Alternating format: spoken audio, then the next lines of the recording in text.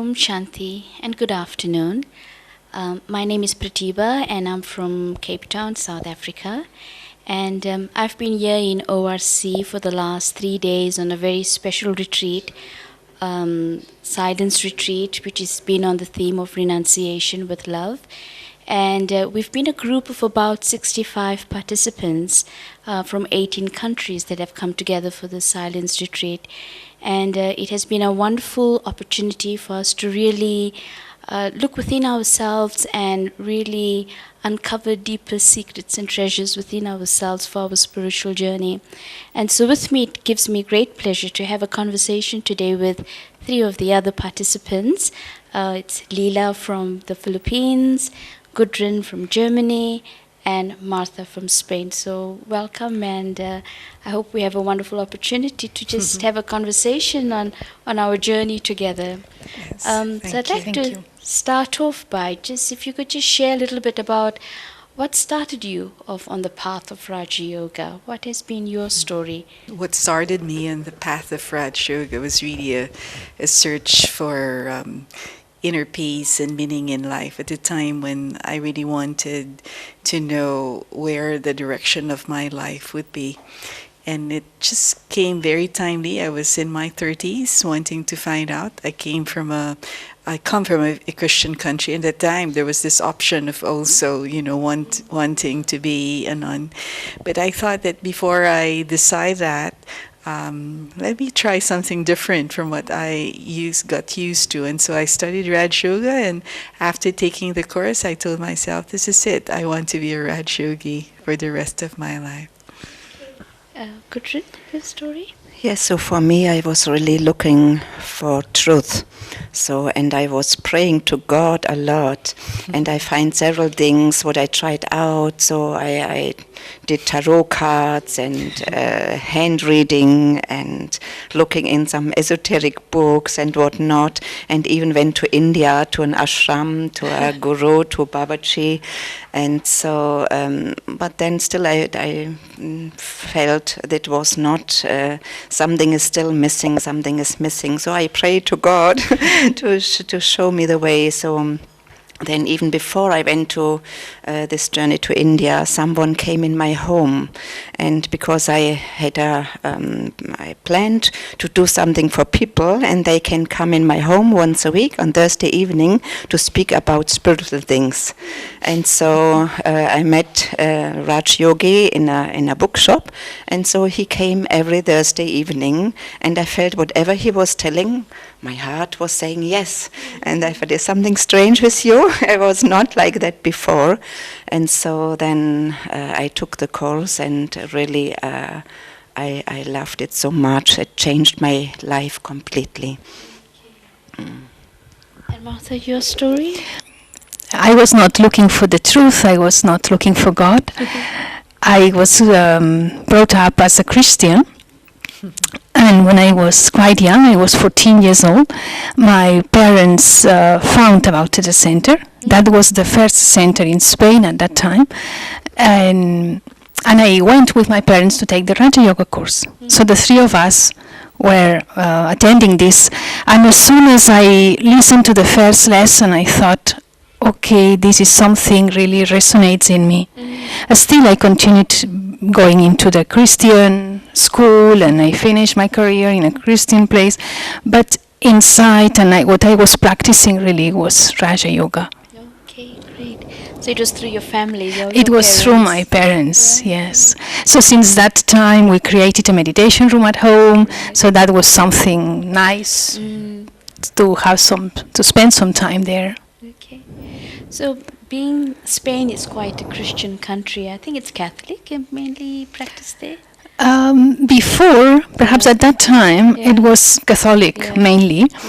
But nowadays, it's everything in Europe. I think it's so open that it's, I would not say it's practitioner Catholic. Many people culturally would define themselves as being Christians, but they are more connected with self-development courses or positive psychology or things like that, more than going into the church. So tell us a little bit about the service in Spain itself. how many centers and Okay. what kind of programs you'll run and things like that. At present, there are 16 centers.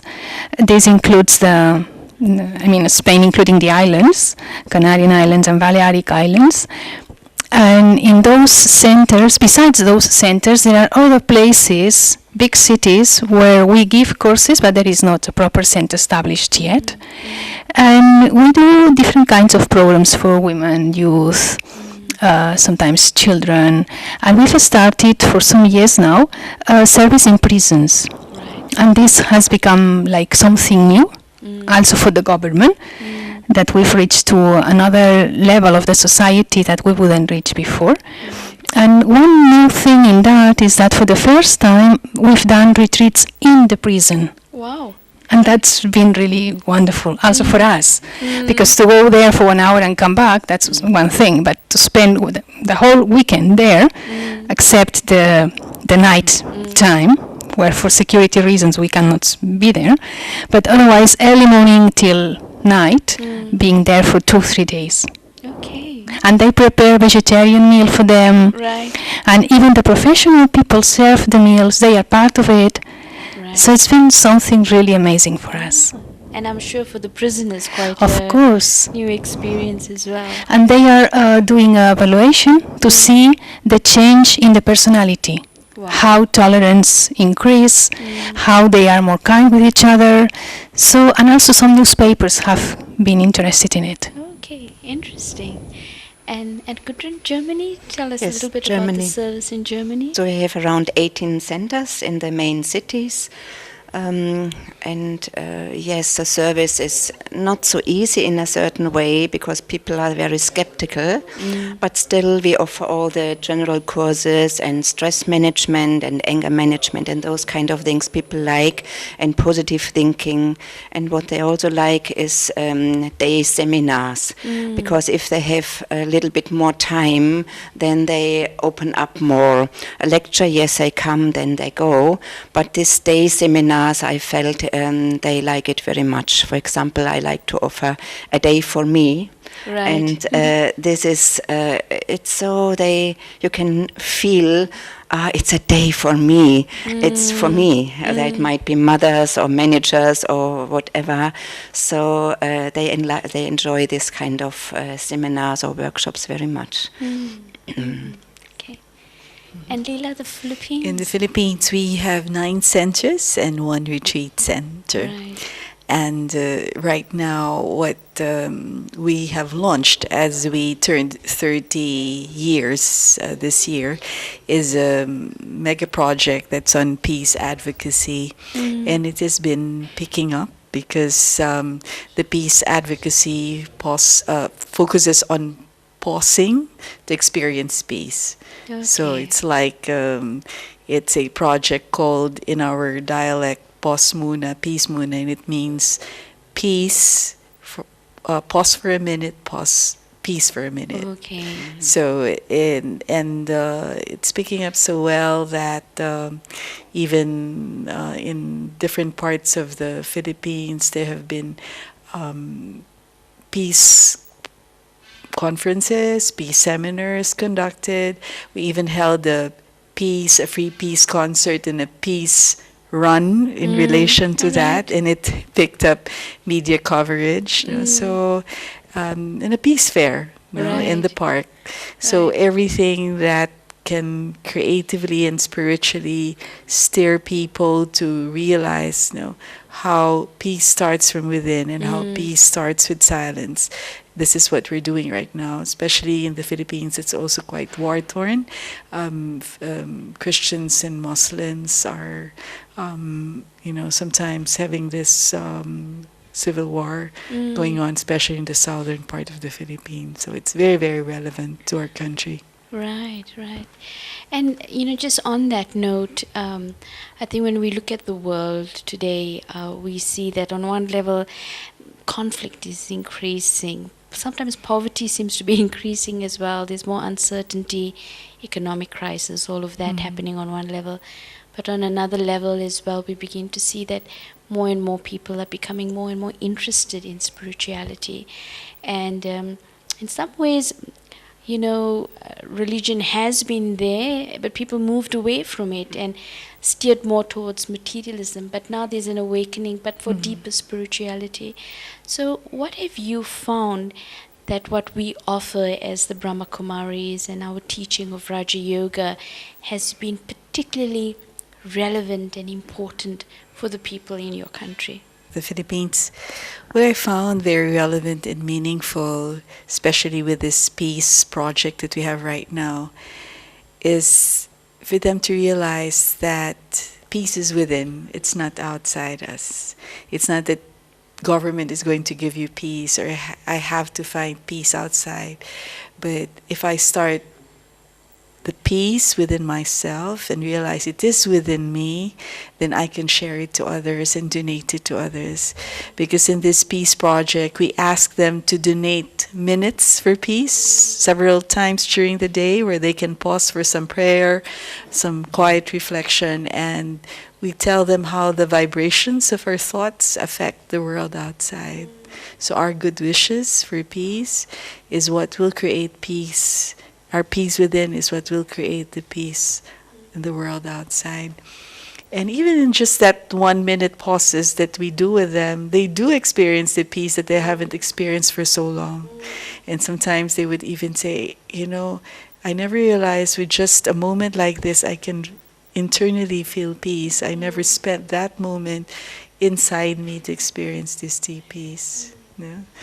That's interesting, just creating an opportunity for Yes. people to pause and to have an experience of inner quietness that in itself opens them That's up to... right. And if they Yeah. would like to deepen their experience Yeah. of peace, that's a time they can learn free meditation Right. courses from the Yeah. Brahma Kumaris. Otherwise, even with this just a moment of peace is enough for them to experience the joy and peace they have not experienced for a long time. Right, okay.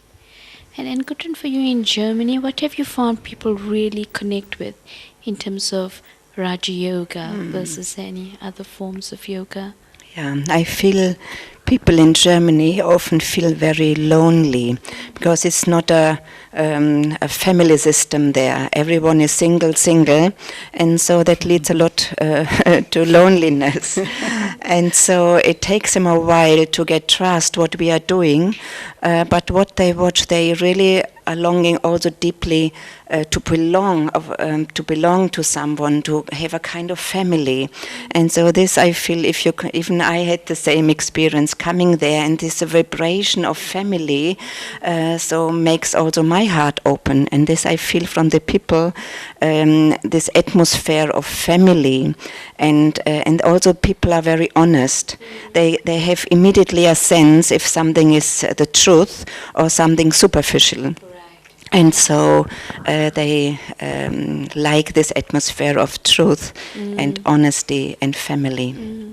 And what do you feel particularly what we teach helps to create that in that? Yeah, so it's the one thing that you are not alone, that we all have one father that makes us a family, Yeah. and this they do accept. So mainly I feel they do accept if you say it, yes, we there's only one source for everyone. Right. However you call it, you can call it Allah or Shiva or God, that they accept, and that's the door, the first door, Right. because family is only if you have father, mother. Right. And so that they do accept.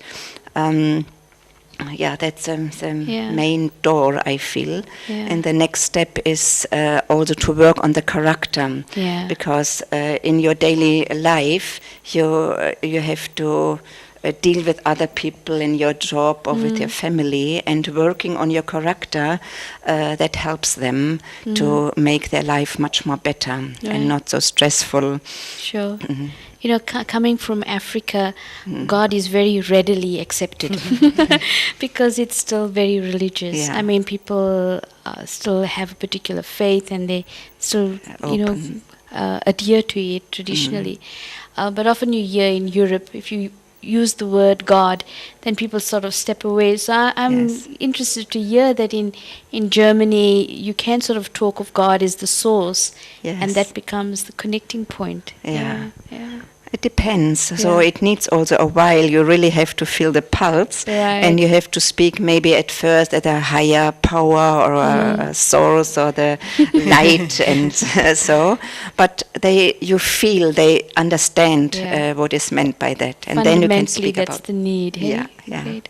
Martha, what about Spain? What helps people and what connects them with what we have to share? Yes, because nowadays the situation there, it's that everyone talks about this economical crisis, which is so strong, so severe there, in some areas more than in others, but the level of unemployment is really, really high. So those that doesn't have a job, they have this concern of not having a job, and those that have a job have fear till when they will be having it. So when they come to the center, they come trying to find a sense of support, personal support, because there is also lack of trust, like this feeling of not being able to trust in anything. Because also this, when you are not having a secure life, then you develop anger at home. Also, this has a connection that families also break because of this bad atmosphere at home. So several things all together. But at the same time, this situation is developing a sense of solidarity, of one trying to help another one. So this is also very nice to see. And when they come to the center, they, as you said before, it's not that they are trying to find like the path or what will show me what I have to do now, but it's more a sense of deep spirituality, what they are looking for. And for us, it's really easy to talk about God. Spain, Portugal, countries like that, we can speak about God just like that at the beginning. They may believe in God, they may not believe in God, but because we always talk about experiencing Him, it's not a belief anymore, and they feel quite open. And even if they don't believe in God, at least the sense of security they may experience just when they love themselves, and how they can try to find another job or try to solve a problem when they have this self-esteem or when they have some moments of peace with themselves. So, and yes, they come. And they realize also, because when we talk about simplicity, and simplicity is a value that shows us that some of the things that perhaps we would say that we need, they are not really needs but desires. And when they come and they see, look, now this and that, and we try to understand, to allow them to understand that, is this really what you need? Well, perhaps it's not so necessary, and then it's good to reach to that point where we can just even let go of those things which are not really necessary, and to go into the basics inner resources. And that's also nice to see how people can find another way. It's almost like we'll only look inside when the outside stops working. That's right.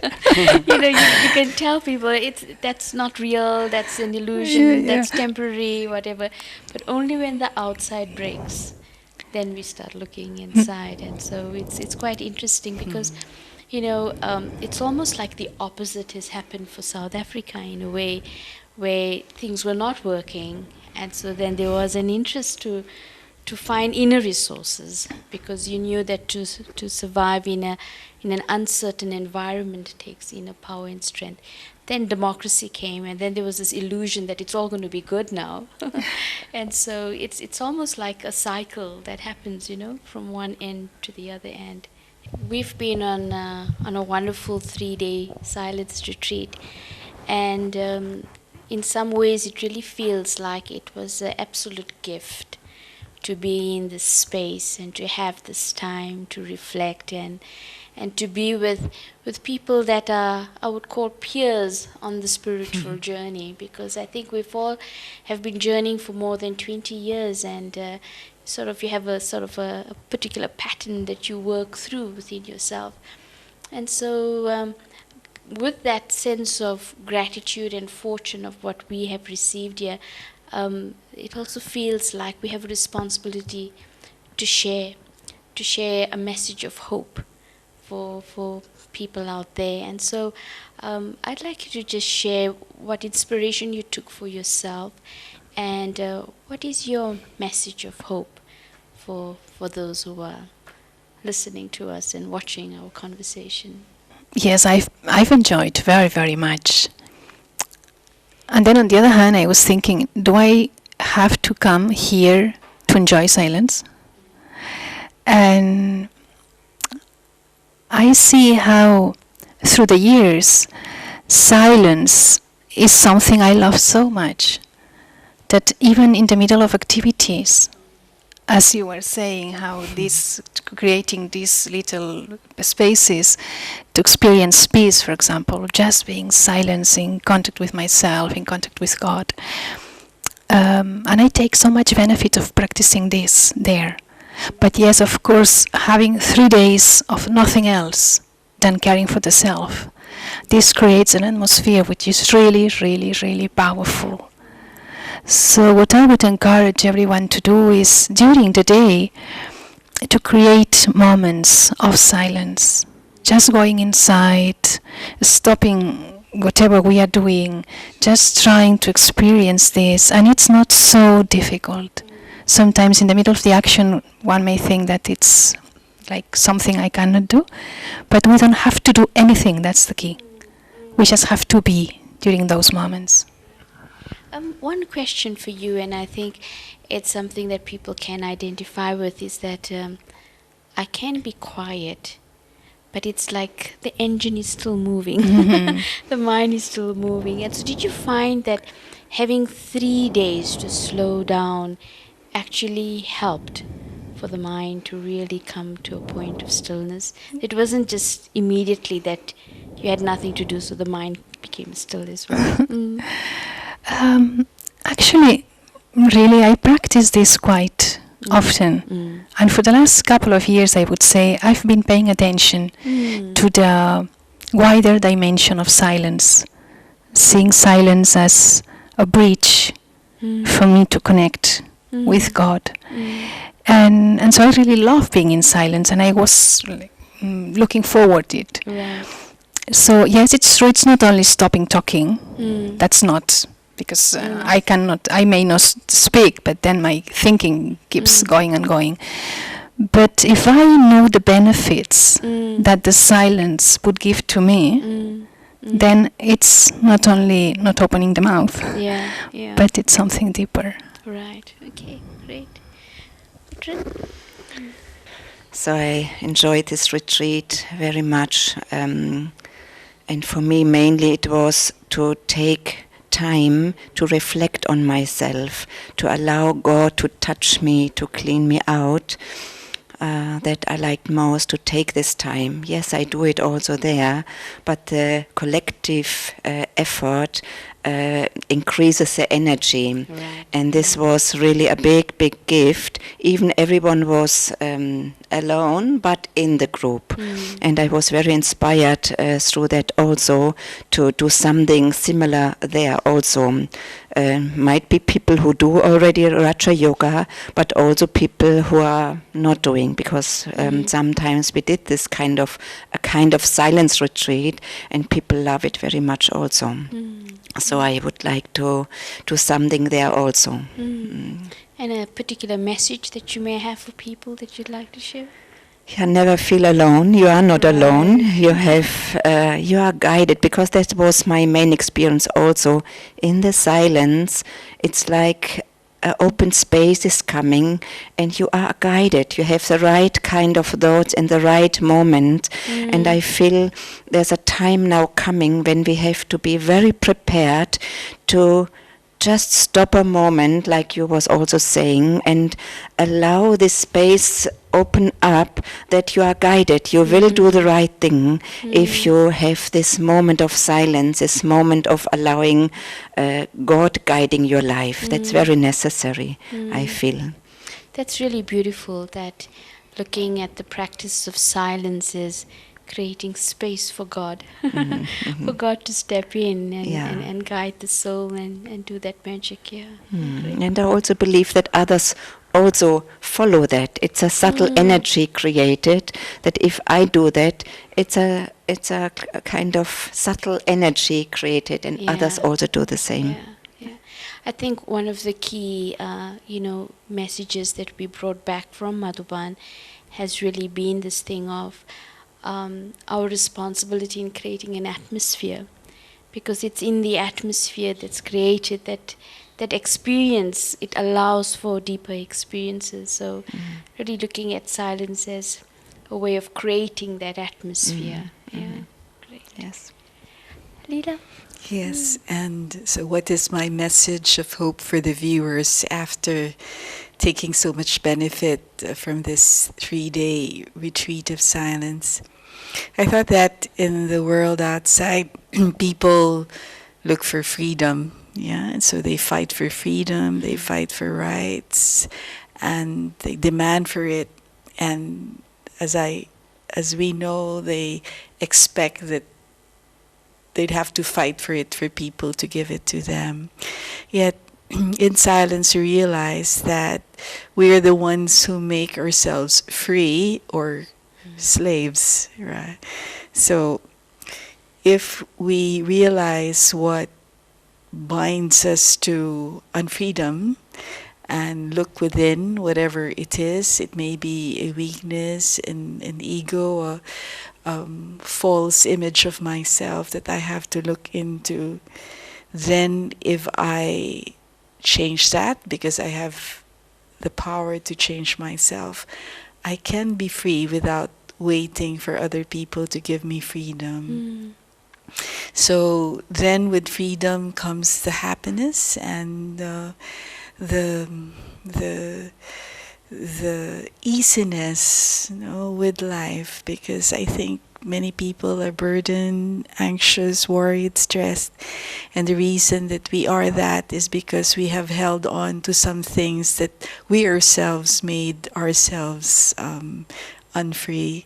So the key to freedom is also within us, so we have to look within, and silence helps us see what is inside, the beauty that is inside, that would automatically let me let go of what is it that I'm holding on, that after all isn't what I really wanted in the first place. Just your sharing of how we hold the key to freedom within ourselves, and it takes courage to take on that responsibility, isn't it? Because it's so much easier to say, it's your fault. Or you haven't done this, or you haven't done that. That's but right. Really to take that responsibility. And I think for me that was an insight that I had as well, was that it's almost like, there's the expression that if I take one step of courage, God takes 1,000 steps towards me. But I felt that it's the courage to accept the responsibility to change. That's what I felt the courage was all about. In the past, I thought of it as, okay, it means being honest. It means, yes, we'll do whatever needs to be done. But to accept the responsibility of the change that I need to do, that takes courage. And if I'm willing to take that step, then it's like this unlimited love is available to support me. Yeah.